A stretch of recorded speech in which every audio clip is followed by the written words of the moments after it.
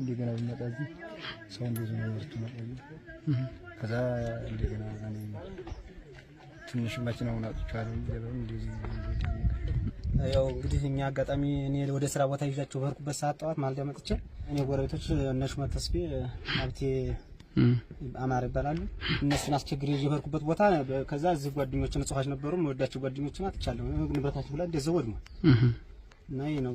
በምን አጋጣሚ ነበር ንጹሃኖች እዚህ ጋር አሁን የናንተ የሥራ ቦታ ዝግ ነው?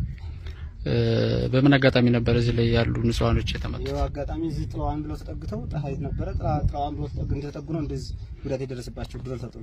ስንት የሰው ኃይል ይሆናል የሞተው? ያው 10 ምናምን ናቸው የምናውቃቸው አብዛኛው ተቆራርጠውብን ሲሆን በትክክል የምናውቃቸው 10 ናቸው።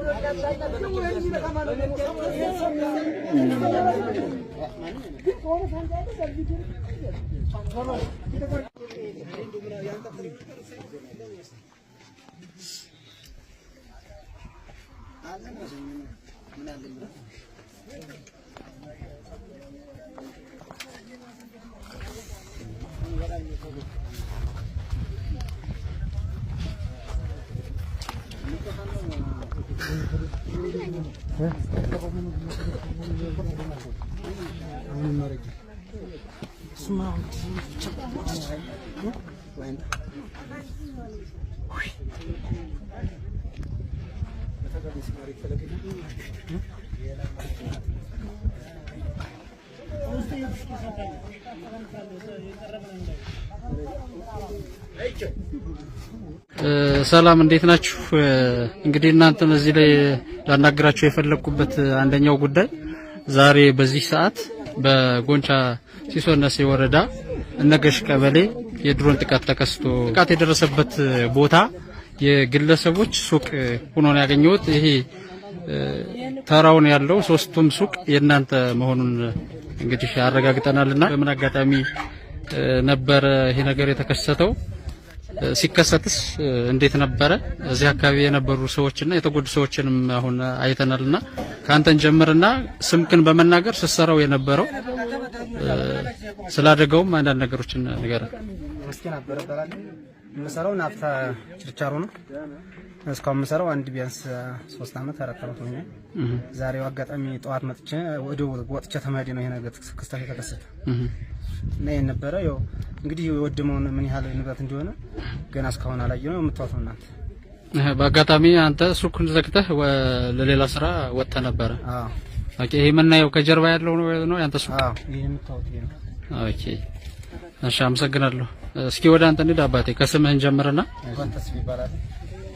መሰራው ሱቅ ነው። ወደኛ የሚያወጭት ሱቅ የኔ ነው። መሰራው ቅመማ አጋጣሚ ገጠር ቦታ ላይ ጠዋት ሱቅ ማጥቻ አጋጣሚ ገጠር ቦታ ላይ ሄጄ ነበር። ያው በአጋጣሚ ዱርን ተጣለል ተብሎ ነው እንግዲህ ሰምተን ንብረታችን እንግዲህ ወደሙም ያላወቅ ነው። ያው ውስጡ ላይ ያለ ነገር ሆነ።